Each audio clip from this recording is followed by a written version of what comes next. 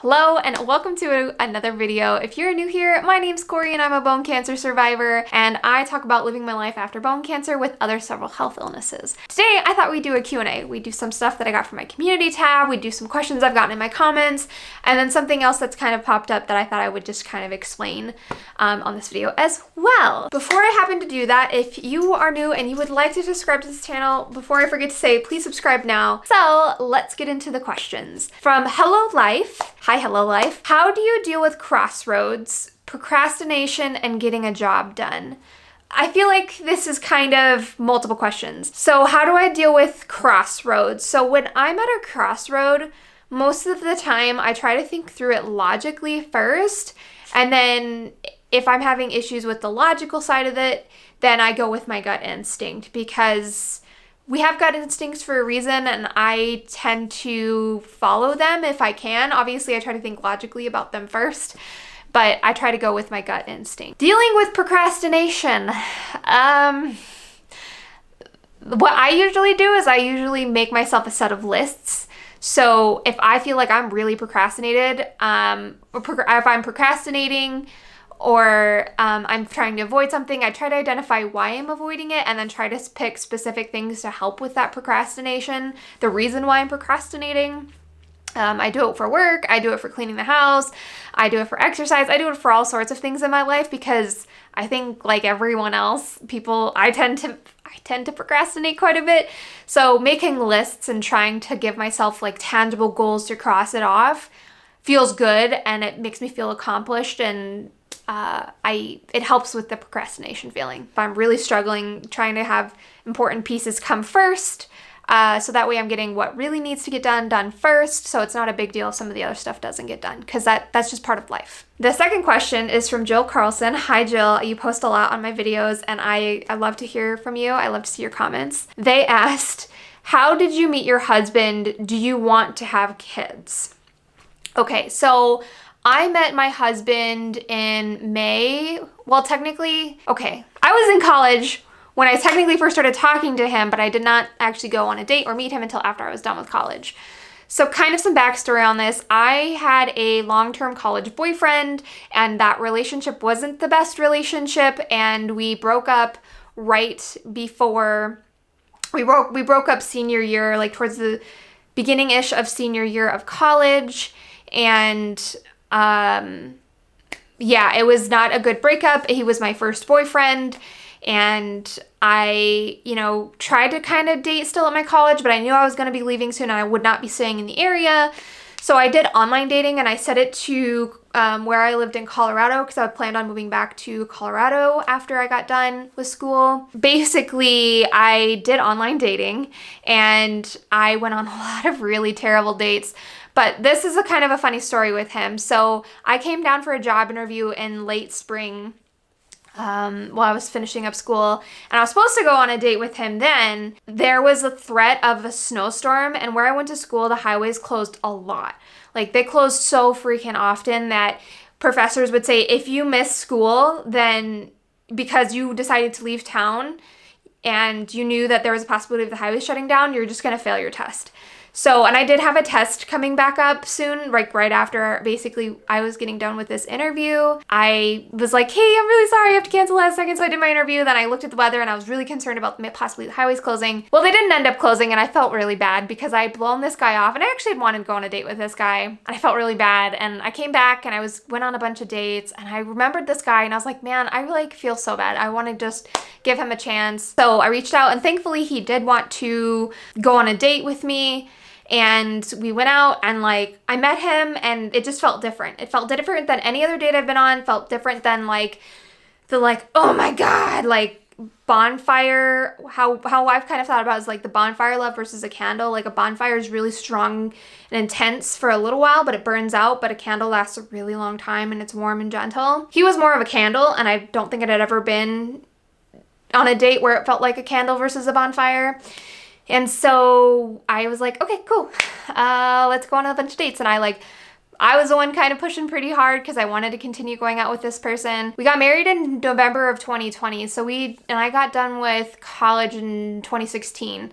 So we dated for like 4 years-ish, a little over 4 years, 4.5 years before we got married. And we've been married since November of 2020. We did elope, which was great. It was just him and I. I got a cheap dress, tailored dress from online, and I made him wear a suit, and we went and did some wedding pictures, and we just read our vows to each other. It was absolutely wonderful. 100% recommending eloping. The second part of this question, do you want to have kids? Probably not. And there's a lot of things that go into that deciding factor. I mean, we've talked about it a lot, and it's not like we're an absolute no, but we're probably no. First off is like my health isn't the greatest, and there are complications with having Graves' disease. But potentially if I had a baby, the baby potentially could start off with an autoimmune disease because Graves can be passed through the placenta. On top of that, I just have so many other health issues that I don't know if I would really want to like have a kid. Obviously there's adoption and other things, and nothing wrong with that. It's just also because of my health and my stamina and stuff, I would be the one primarily taking care of the kid because my husband, he has a job where he has to go in and I work from home. So a lot of the responsibility would be on me. Obviously, he would parent as much as he could, but if he's gone, I'm doing a lot more of the work. I already struggle trying to do daily things already with having a physical disability because of my bone cancer and dealing with my other health issues, that I just don't think it would be wise to have kids. The last reason is I kind of like my freedom. And I know that sounds like a really selfish, conceited thing. Like if I had a kid, I would want to make sure I'm like the best parent I could possibly be. And that takes a lot of energy, a lot of time, and a lot of your life. And that's how it should be when you have kids. And I just don't know if I want to do that. So I'm moving on to some questions I found throughout different videos, but Book being asked, did they use contrast in your MRI? And this was on the original How I Found Out I Had Cancer video. But in general, when I get an MRI, it is extremely rare if they do not use contrast. I don't know if I've had a single MRI where they have not used contrast. So yes, I get contrast in almost every single MRI I get. I get contrast in almost every single CT I get. It gives you a better picture when you do the contrast, so I almost always get the contrast done when I do the MRIs or CAT scans, because you can get that as well with those scans as well. Esteban Gomez says, hi there, thanks for the video. I have a question. My fiance has been with the same symptoms you described. For how long were you experiencing those symptoms before the diagnosis?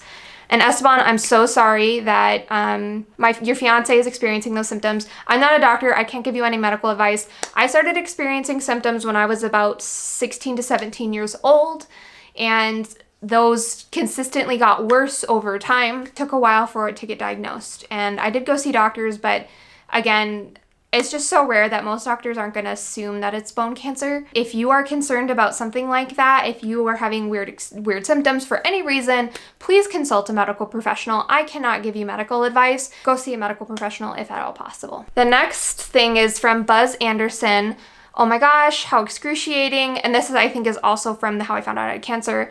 Do you have any theories on why you got bone cancer? Is it possible you were exposed to radiation somehow? I have no idea what caused my bone cancer. None. The doctors don't honestly either. It's very under-researched. There's a couple of bone cancers, or osteosarcomas as they're called, that are genetically linked. Like you get them, you inherit them, or there's something specifically wrong with your genome that they're aware of. But there's quite a few osteosarcomas that they have no idea what causes them. So I have no idea why I had cancer. So it's a little frustrating, but yeah, it tends to be in younger people. They do know that much. It tends to be in younger people and kids, more women than men, but still outside of that, they're not really sure. And then this next question is from Alexandra M. This was the video where I talked about, or the Bionic Woman video where I showed my x-rays.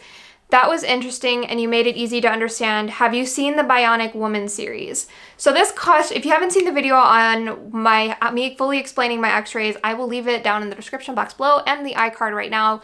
But essentially, I've had this nickname Bionic Woman since I've had my cancer surgery because I show people and they're like, oh my God, you're Bionic Woman. So everybody calls me that. I had no idea Bionic Woman was even a series or a television show at some point. I mean, I guess it makes sense. It sounds like a cool thing, but I haven't seen it. So maybe I'll have to take a look at it and see what it is, because it's probably the reference where some of these people are getting it from. I just have no idea. And lastly, I've had a couple of people briefly like mention like, hey, how can I get in contact with you?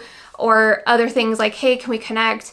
If you are ever interested, whether it's for a actually business, or like you just wanted to reach out because you have personal experiences and you wanted to more talk to me directly, I do have a business email, gimpingwithgory@gmail.com. You can send inquiries there, if you have things that you don't want to necessarily post on YouTube, but you want to send to me privately, you can send them to me through that email address, and I do check it fairly regularly. If you have any questions burning questions that you would like to ask, please leave them down in the comments below, and I will get to them at some point in another Q&A.